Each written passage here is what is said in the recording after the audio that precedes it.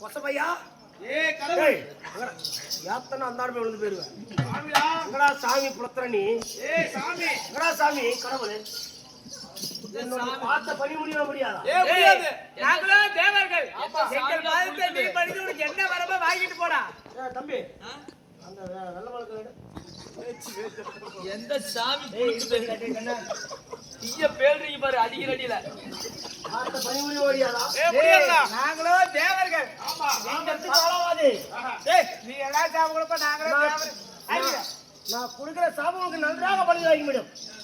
நாளைக்கு என்ன சாபத்தை கொடுக்க முடியும்? பார்த்த பணி முடியாதா? நாங்களோ கடவுள்.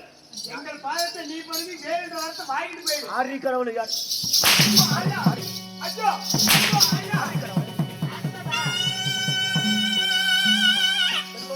பணி முடியாதா? முடியாது. கடைசியா ஒரு வார்த்தை தெரிகிறேன். நான் சாபம் கொடுத்தா நன்றாக பண்ணிவிடும். என்னுடைய பார்த்த படிக்கும். உன் சாபம் கால் தூசி சமண்டா. அப்படியா? ஆமா.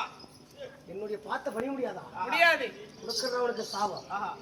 கொடுக்கிறவனுக்கு சாபம். எப்பொழுது என்னுடைய பார்த்த பணிவில்லையோ உனக்கு இருப்பது எத்தனை சிரம்? 5 சிரம். 5 சிரம். அந்த 5 சிரத்திலே அந்த தர்ம சிரம் இருக்கிறது அல்லவா? இப்பொழுது எப்பொழுது என்னுடைய பார்த்து நீ படிவில்லையோ இதோ உனக்கு கொடுக்கிற சாபம். இதோ புறவனுக்கு சாபம். அந்த தர்மச்சரவனுக்கு அறுவடை போட்டு புற சாபம்.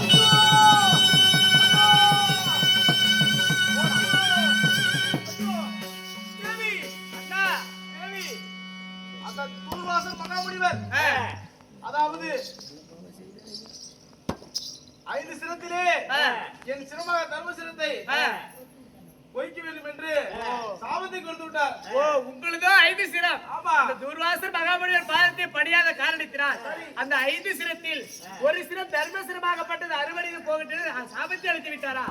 ஏன் சாமி, நம்மளே கடவுள், அவனோ சாதாரண முனிவன். அவன் கொடுக்கிற சாபம் நம்மளே என்ன பண்ணோம்? அதுக்கு நீங்க பயந்துக்காதீங்க, என்ன வந்தாலும் பாத்துக்கலாம் நம்ம.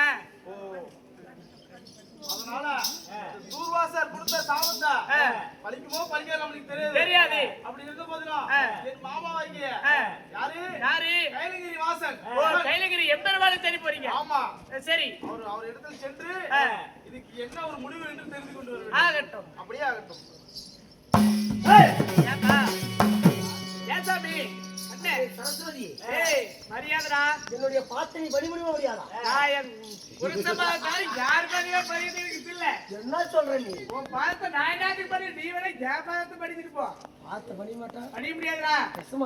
முடியாது. உண்மையாக முடியவே முடியாது. எப்பொழுது என்னுடைய பாத்தனை பணிவில்லையோ இப்பொழுது நீ உண்மையாக போவா.